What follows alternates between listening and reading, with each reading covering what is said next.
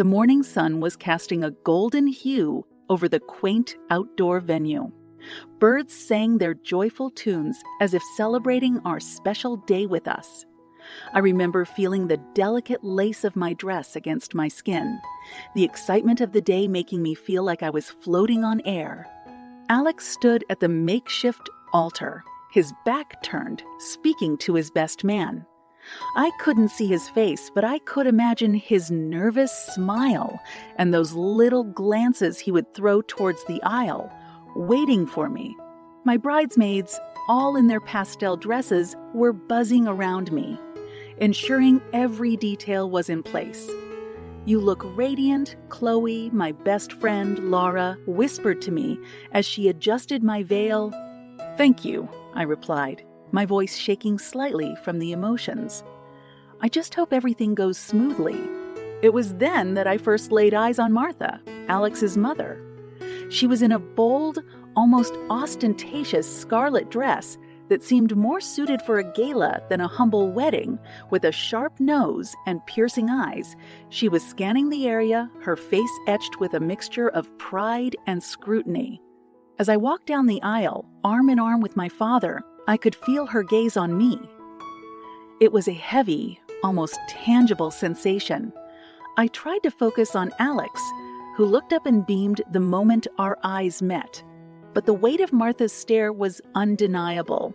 The ceremony itself was simple and heartfelt.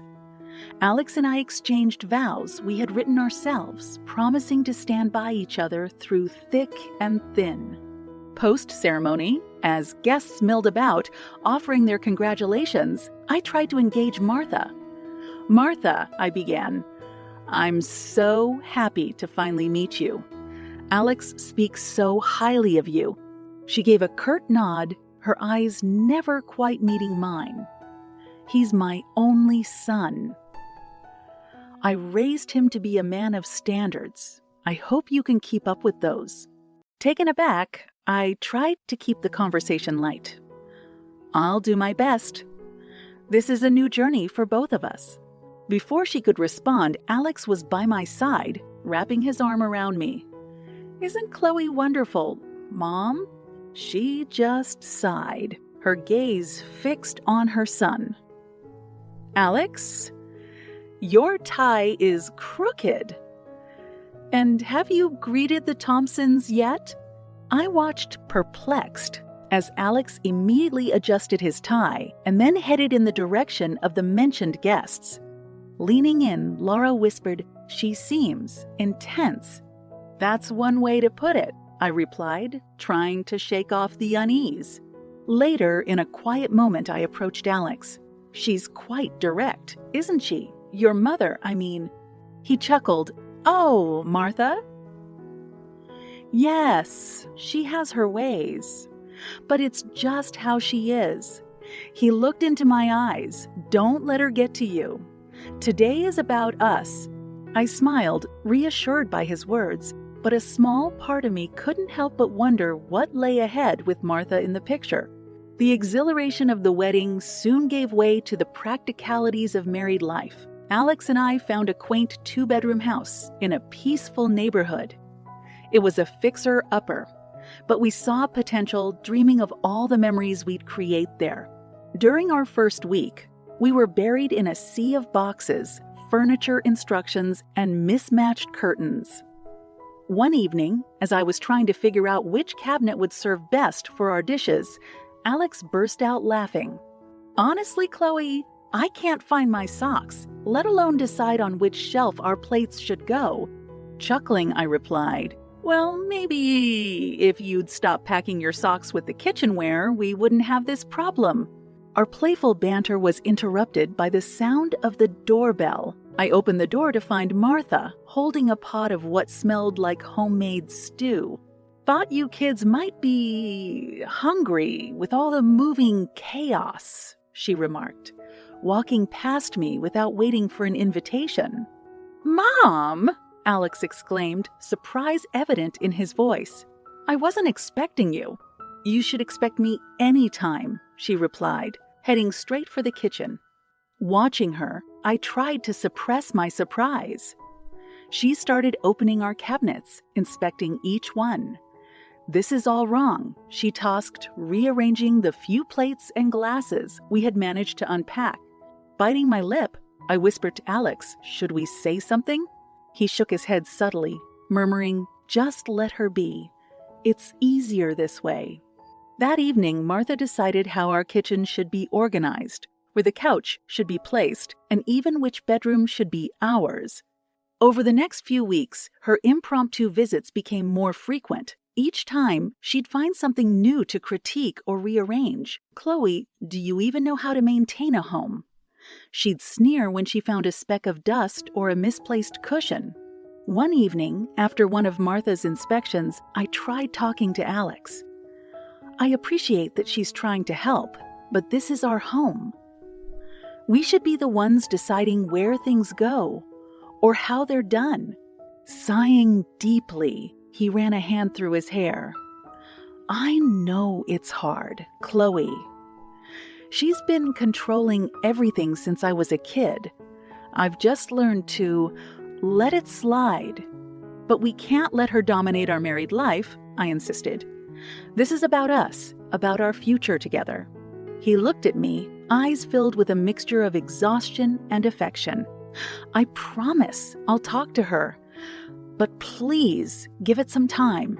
I nodded, hoping that with time, our life would find its rhythm, free from Martha's intrusive grasp. But in the depths of my heart, a small seed of doubt began to sprout, questioning whether our love could endure the weight of his mother's overwhelming presence. The seed of buying a bigger house was planted innocently enough. We were out for a stroll, digesting another heavy dinner from one of Martha's visits, when Alex pointed out a glossy real estate magazine in a shop window.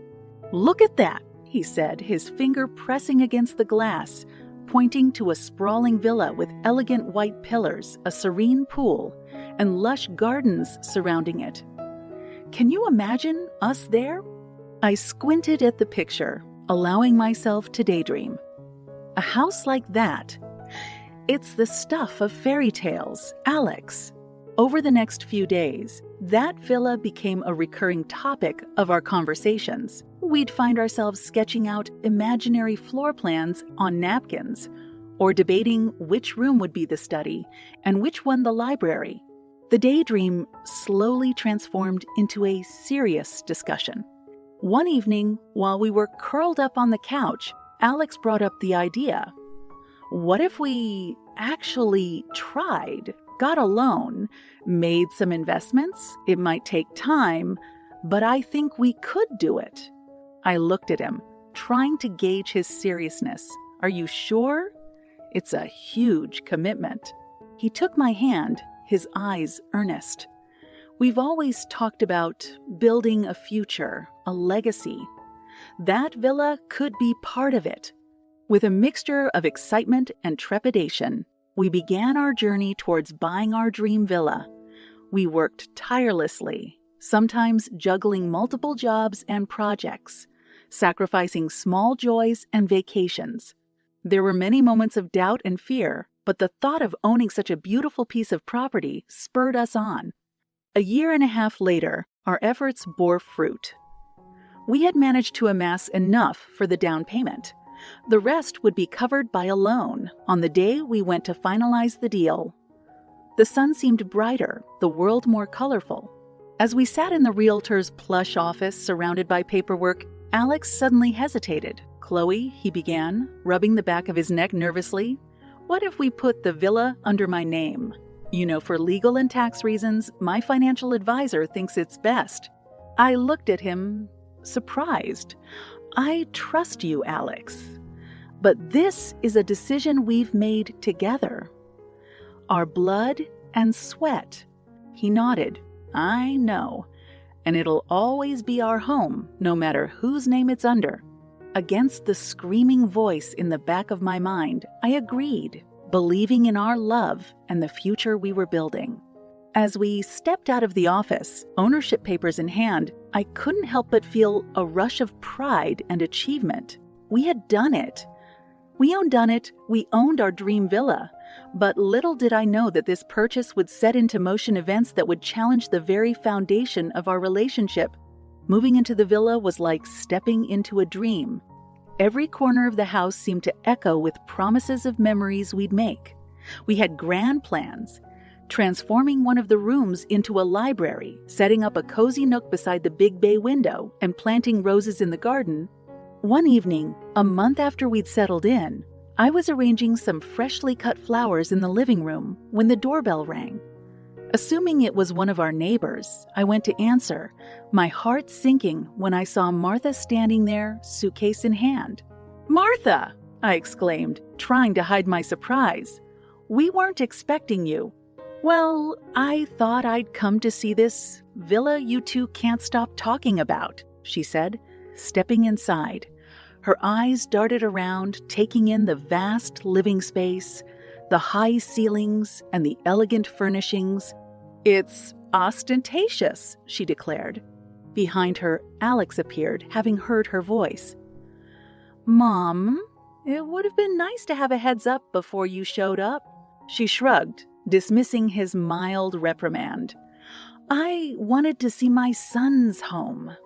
Is that too much to ask?" The following days were a blur of Martha's relentless critiques and interference. She'd wake up early and point out how the breakfast I made wasn't up to her standards. Alex always liked his eggs a little runny, she'd comment, even if he'd just told me the opposite the day before. One evening, as I was setting the table for dinner, Martha walked in, holding a stack of our photo albums. She began to flip through them, her face crinkling in distaste. "Why would you put these pictures up? They're so unflattering."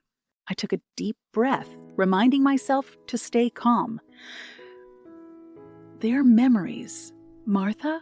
Perfect or not, they're ours." Alex, sensing the tension, tried to intervene. "Mom, maybe you can help me in the garden later?" But she wasn't done. "You should really consider hiring an interior designer, Chloe. This place has potential, but right now, it's all over the place." Hurt and angered, I decided to confront Alex. "That night, in the privacy of our bedroom," I whispered, "Alex, I can't continue like this. She's walking all over our lives, our home." He sighed, running his fingers through his hair. "I know, Chloe. I know." However, the next morning, Martha dropped her bombshell. "I've decided to stay here for a while. This house, it's so much more comfortable than my tiny apartment." Alex and I exchanged a shocked glance. This was our sanctuary, the haven we had built together. And now it felt like it was being taken from us. Days turned into weeks, and Martha's presence became more domineering. The villa that was once a symbol of our dreams and love was slowly turning into a prison, with Martha as its self-appointed warden. Months passed. Each day, the weight of Martha's presence grew heavier, pressing down on me with every comment, every command. The home we dreamt of was now a battlefield, with invisible lines drawn in every room. I had started to withdraw, retreating to the small study room to find solace in books. One evening, engrossed in a mystery novel, I stumbled upon an idea that would be my key to freedom. A plan to expose Martha's tyranny began to form in my mind. The next day, I visited a local electronics store, purchasing small, discreet surveillance cameras. Returning home while Martha was out, I placed them strategically throughout the villa. In the living room, the kitchen, even the garden. Over the next few days, I started acting deliberately vulnerable, leaving opportunities for Martha to unleash her nastiest behavior, all while the cameras rolled. One evening, I accidentally burnt the pie I baked for dinner. As I presented the charred dessert, Martha's face contorted in rage. "Can't you do anything right?" she spat. Hiding my satisfaction behind a facade of remorse, I replied, "I'm sorry, Martha. I just got distracted." "And what's this?" She demanded the following day, pointing at a vase that was slightly off-center. "Is it so hard to keep the house tidy?" Throughout her tirades, I remain the picture of a browbeaten wife, nodding meekly, apologizing profusely. Little did she know that she was playing right into my hands. Late one night, after a particularly grueling day of being bossed around, I sat down with my laptop. I began sifting through the footage, compiling evidence of her misdeeds. But nothing could have prepared me for the video I stumbled upon next. The footage showed Martha entering our bedroom, rummaging through my personal belongings. She found a box of old letters, a treasure trove of memories from my grandmother. As I watched, frozen in horror, she began tearing each one to pieces, the remnants of my cherished past fluttering to the ground. Tears streamed down my face as the magnitude of her invasion hit me. This wasn't just about power dynamics anymore. This was personal. I decided to confide in Sarah, my best friend. Meeting at a quiet cafe, I shared everything from the hidden cameras to the video footage. Sarah, wide-eyed, remarked, "This is serious, Chloe.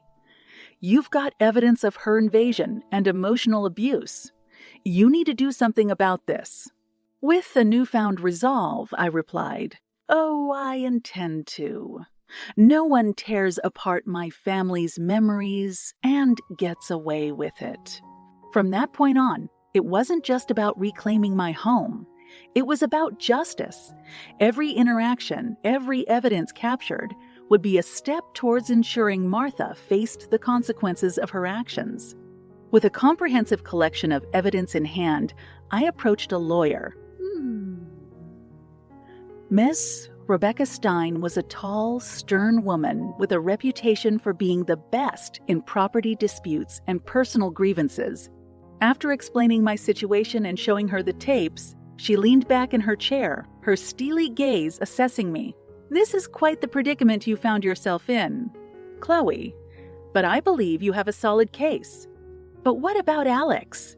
He's my husband, after all." I voiced my concern, a lump forming in my throat. Rebecca leaned forward, her eyes softening a touch. "Chloe, from what you've shown me, your husband has been complicit in his mother's actions. We'll have to include him in the proceedings." A few weeks later, the day of reckoning arrived. Alex and Martha were served papers, and we found ourselves in court. The sterile environment, the hard wooden benches, the atmosphere thick with tension. It was a world away from our once happy villa. Martha's lawyer tried to paint me as an opportunistic wife trying to seize the villa and money. But with each clip Rebecca played, Martha's mask of innocence slipped. The torn letters, the destroyed property, and her violent outbursts were all laid bare for the court to see. During a recess, Alex approached me, his face a mixture of anger and despair. "Chloe, why are you doing this? We could have talked it out." I stared at him, my heart aching. I tried, Alex. I tried so many times. But you chose her over me every single time. The verdict day was one I'll never forget. The judge, after hearing both sides and reviewing the evidence, decreed that the villa be transferred solely to my name. On top of that, Martha and Alex were ordered to pay $60,000 in compensation for the emotional and physical damage they caused. As the hammer struck, signifying the end of the proceedings, Martha's face contorted in fury. But for the first time, her anger held no power over me. Alex, looking lost and defeated, tried one last time. "Chloe, can we?" But I cut him off. "It's over, Alex." Walking out of the courthouse, the sun seemed brighter, the world filled with possibilities. The oppressive weight that had borne down on me for so long was finally lifted. The villa was mine, but more importantly, I had reclaimed my dignity and my life. Returning to the villa after the trial felt surreal. The vast rooms that once echoed with Martha's constant criticisms now stood silent, waiting for a new beginning. Opening the front door, the familiar scent of the place hit me. A mixture of the wooden floors and the roses I'd planted by the entrance. For the first time, in what felt like forever, it felt like home. My first order of business was to cleanse the place of the negativity that had shrouded it. I invited friends over for a small get. Together, the laughter and joy that filled the house was therapeutic, washing away the remnants of the past. Sarah, ever the supportive friend, remained by my side, ensuring I didn't fall into a pit of loneliness. One evening, as we sat on the balcony sipping tea and watching the sunset, she asked, "What will you do now, Chloe?" I took a moment, the hues of pink and orange reflecting in my eyes. "I think I'll turn one of the rooms into a community space, a place where people can come, read, paint, or just find peace." "That sounds wonderful," Sarah beamed. "A sanctuary within a sanctuary." Weeks turned into months. The community space became a hit, with locals coming in to attend book readings, art classes, and meditation sessions. The villa, once a symbol of pain, was transformed into a beacon of hope and creativity. One day, a knock on the door introduced me to Mark, a local artist. "I heard about this place," he said, his eyes twinkling with curiosity. "Mind if I hold an art class here?" Our shared love for creativity blossomed into a deep friendship, which, over time, hinted at the possibility of something more. We'd spend hours talking about art, life, and dreams. It felt like I was discovering parts of myself that had long been buried under trauma and pain. One evening, Mark presented me with a painting. It depicted the villa, but not as it stood. Instead, the structure was surrounded by wildflowers, with children playing in the gardens and birds soaring above. "This is how I see this place," he whispered. "A haven of joy." "Touched," I replied. "This villa has seen so many phases, from dream to nightmare and back to a dream. Your painting captures its essence perfectly." With the support of the community, my newfound purpose, and Mark by my side, life felt vibrant once more. The trauma of the past would always be a part of my story, but it no longer defined me.